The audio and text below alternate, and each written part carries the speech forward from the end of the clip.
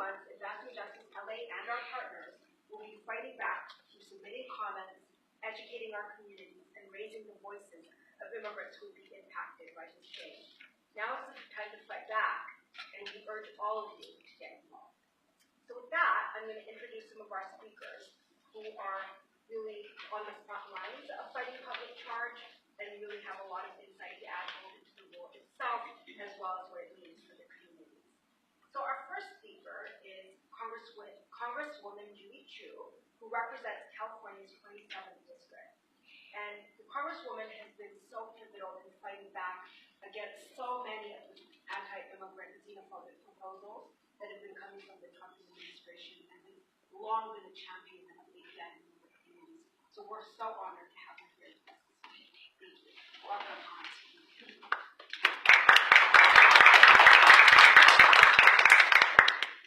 Well, thank you all for being here today, and thank you, Asian Americans Advancing Justice LA, for holding this press conference and inviting me to speak on it.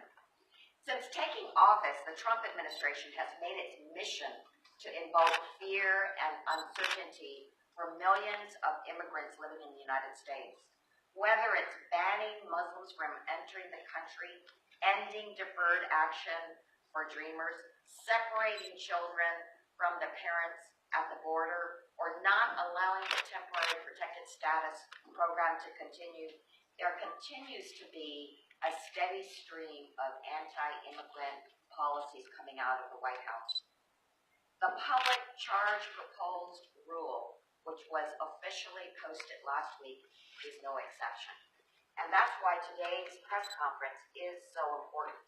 The public has just 60 days to comment, and we need to make sure that the Trump administration hears from us. For starters, this rule will make it significantly more difficult for individuals to get green cards or adjust their status. This will have a huge impact on AAPI communities, as 30% of green card holders annually are people from Asian and Pacific Islander nations. And it will have an even worse impact on vulnerable families and hungry children. Now, we all know that one is not supposed to be a public charge. But the question is, how is it determined that one is a public charge? Under current policy, the only benefits that are considered in determining whether one could become a public charge are cash assistance programs such as Supplemental Security Income, or SSI, or the Temporary Assistance for Needy Families program. And in fact, actually currently, immigrant officials are looking at a totality of circumstances for individuals applying for a green card. It includes the age, the health, the income, the assets, education, and skills, and families who support them, and families who could support them. But Trump is now trying to change this with a drastic change in the policy.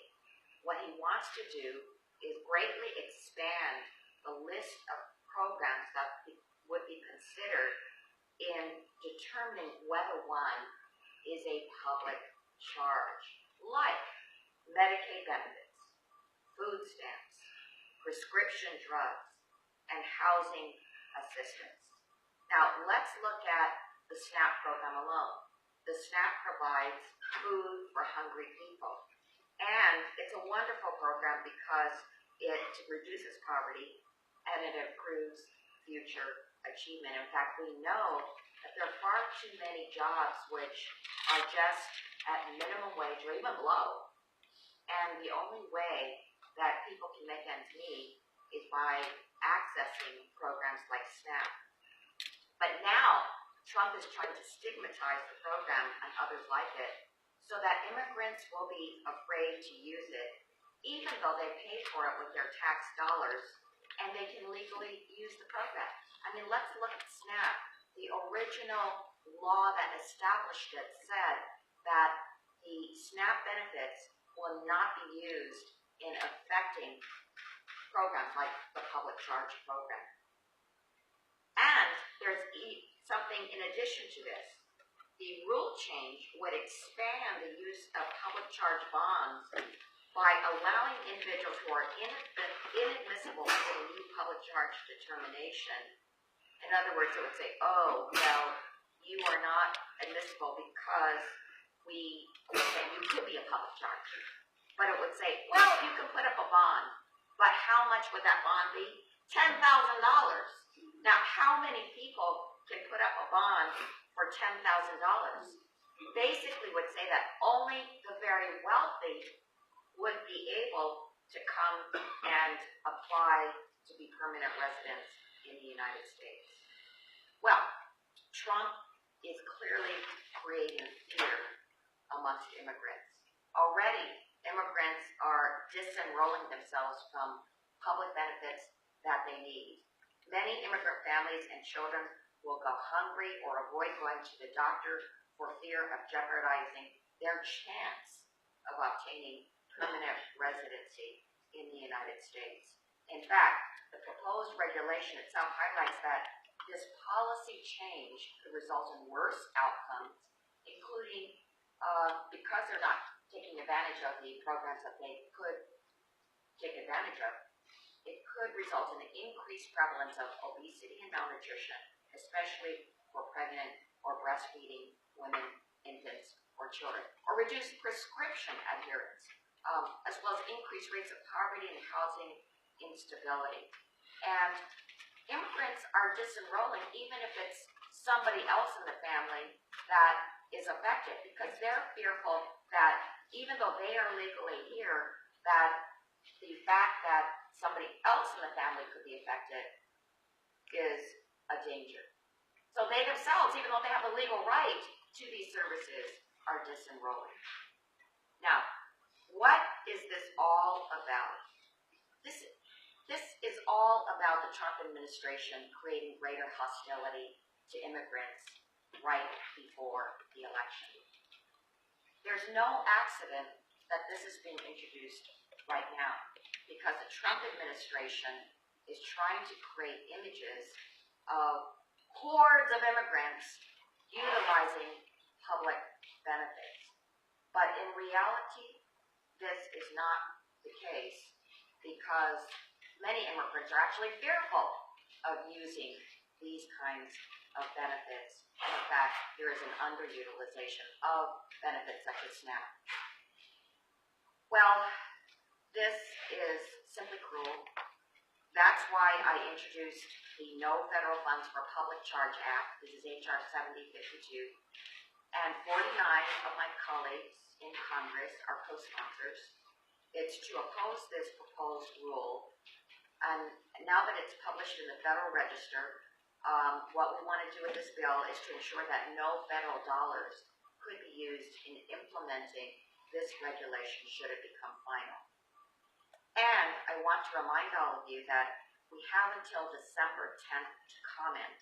So it's crucial that constituents submit comments detailing how this regulation will hurt families and communities.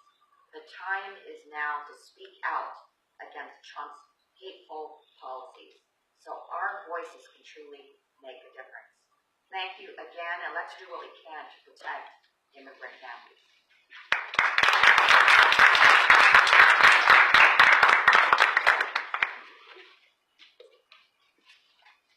Thank you, Congressman. Our next speaker is Davina Wong. She directs our Health Access Project here at Thank you, Reshma. Good morning, everyone. So as Reshma and Congresswoman Chu said, the proposal to redefine and expand the public charge test dramatically and drastically changes the way that immigration authorities will determine or assess if a person is likely to become a public charge. So Congresswoman Chu went over a little bit, but I want to go over a little more. So let's start by sharing, when does this public charge test apply? It applies when somebody is trying to adjust their status and become a lawful permanent resident, that is, getting a green card. It also applies when a LPR or green card holder is out of the country for more than 6 months and tries to re-enter the country Also, when a non-immigrant visa holder, like one with a tourist visa or student visa, tries to stay longer or tries to change their status, let's say a student visa to an employment visa. And then finally, when foreign nationals seek entry or re-entry into this country, for instance, when a family sponsor a family member into this country. So those are the circumstances when this applies. But there are exceptions to the public charge determinations, and I want to make this pretty clear because I think there's been a little bit of misunderstanding in the community about this and in the press. So the public charge test does not apply to citizens or those applying for citizenship. It also doesn't apply to those who already have their green card unless if they stay in the country. There are also several categories of immigrants that this doesn't apply to, like asylees, refugees, victims of trafficking and crime, violence against women act self-petitioners, those with protective legal status, and juvenile immigrants, and some certain other immigrant categories that have a special relationship with the U.S. or are under certain humanitarian programs. Okay, so let me now try to explain what the public charge test is and what the proposed changes would do. Now, right now, the definition is an immigrant would be considered a public charge if he or she primarily relies on government cash benefits to support his or her daily living expenses. Congresswoman Chu already explained that some of those are cash benefits, like TANF, or in California it's called CalWorks, SSI, or General Assistance. It also includes the second type of benefit is also long-term care in institutions that are paid by the government.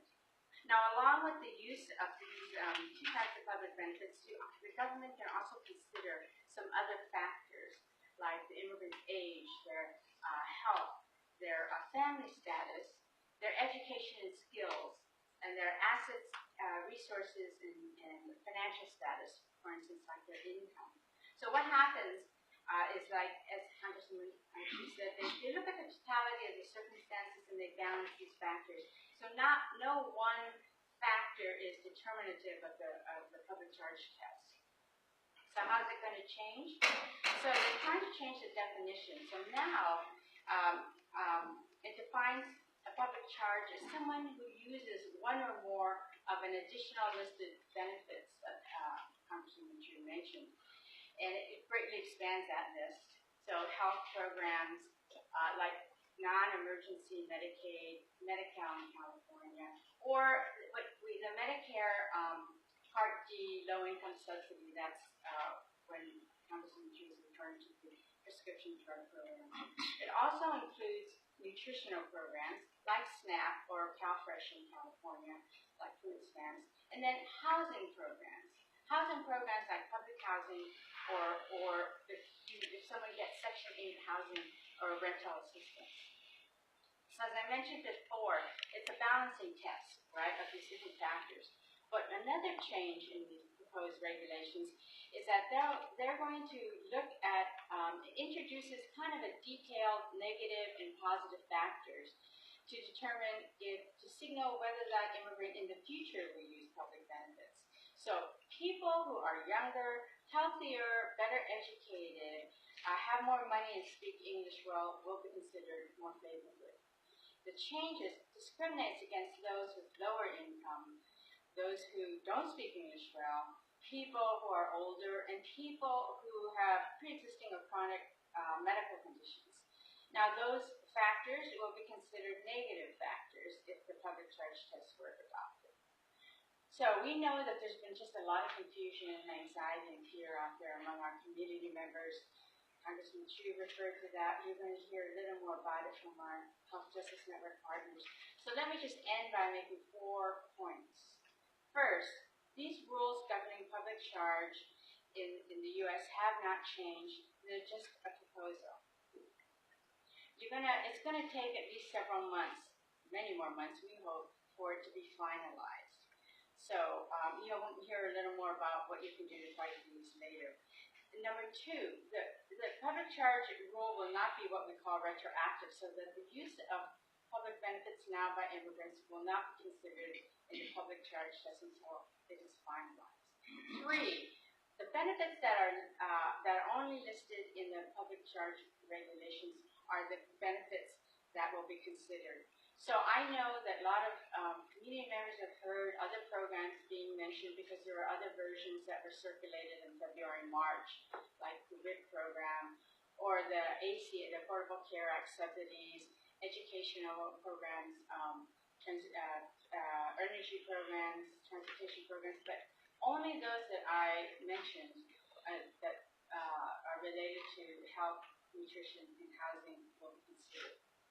And then finally, and this is the most important point that we want to make today, if you are eligible for any of those health, nutrition, or housing programs, please enroll into those programs.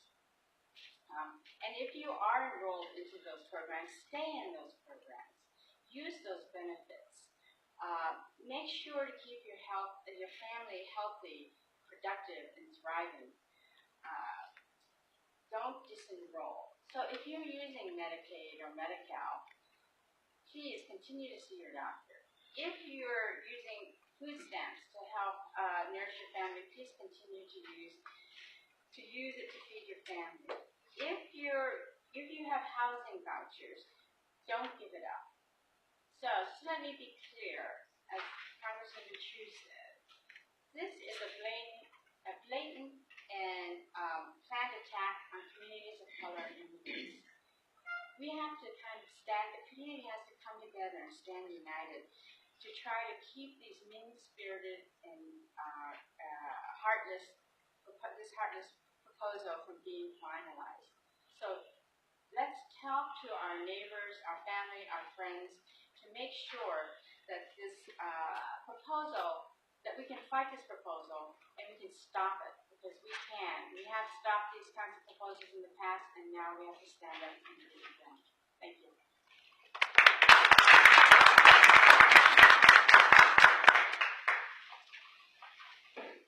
Thank you, Drew. Our next speaker is Penny Chen, who's a member and community service manager for Asian Pacific Healthcare Veteran, which is an organization that helps Asian immigrant and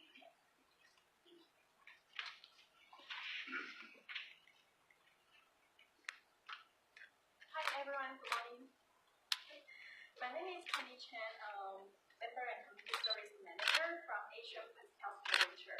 Asian Pacific Healthcare Venture is a federal qualified health center taking care of thousands of Medi-Cal, covered California patients, and also people without health insurance. 77% of our patients are Medi-Cal, and 62% are Asians. Our patient population is low income, doesn't speak English well. They are children, seniors, caregivers, Uber, Lyft driver, waitress, cashiers, housekeepers, senior, babysitter, daily labor who's standing outside of Home Depot looking for jobs. And there are also hourly workers who cannot afford to buy health insurance. Our patients are truly impacted by public charge proposed regulation because the fear and also the confusion. Public charge does not apply to green card holder. Even before the public charge proposed regulation was published on the Federal Register, we already saw some patients who don't want to apply Medi-Cal even they have a green card. We have one patient, she has a green card and she needs to see a mental health provider, but she doesn't want to apply Medi-Cal because she's afraid that she cannot become a U.S. citizen if she uses the public benefits. We also see many Chinese patients, they are in the asylum status. They are exempt from the public charge, but they are also afraid to apply Medi-Cal protocol. We heard people don't want to buy Cover California because they think Cover California financial assistance is public charge. We also see many patients who don't want to renew their My House LA, which is a county program. As a community health center, we want to see our patients stay healthy and enjoy their American dream. Many of immigrants and green card holders aspire to become permanent residents and citizens. So why would this contribution by immigrants take that dream away from them. Did anyone remember how crazy LAC-USC emergency room like packed? Before the 2014, if public charge proposed regulation passed, our uninsured population will go up. Emergency room will be crazy again. Because people wait until last minute to go to see the doctor. Of course, medical costs will not be cost effective. How can we reduce skyrocketing medical expense? We have so many uninsured people. Nothing has changed yet. Please continue to use benefit to see the doctor you need to see and have the physical checkup. 现在法规还没有改变，白卡并不算是公共负担的一部分，而且公共负担不适用在庇护、难民、人口贩卖受害者这类的绿卡申请者，所以请继续使用你们有权使用的白卡、加州全保、MyHealthLA， 看你们需要看的医生，做身体检查。如果不利终止了，也请重新申请。Public charge proposed regulation creates the fear and also confusion to everyone, not only immigrants' family, but also permanent residents and citizens. It does not help reduce taxpayers' money. It will make our broken healthcare system worse. Let's stand together with our vulnerable community to stop this. Thank you.